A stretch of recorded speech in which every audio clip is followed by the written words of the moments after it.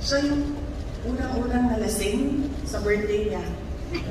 Siya yung unang-unang nawala sa birthday niya. And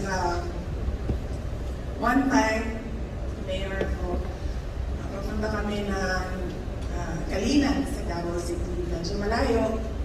And then, nandun ako sa sasakyan. And wala siya. Wala siya doon. So, I was wondering, kasi kami lang dalawa ng driver.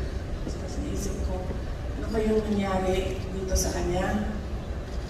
So, dumating na kami doon sa event. Ito sa Barangay Kalinan. Tapos na ang event. And then, tapos na yung event, nandiyan na siya. And sabi ko sa kanya, Sir, nasaan ka galing?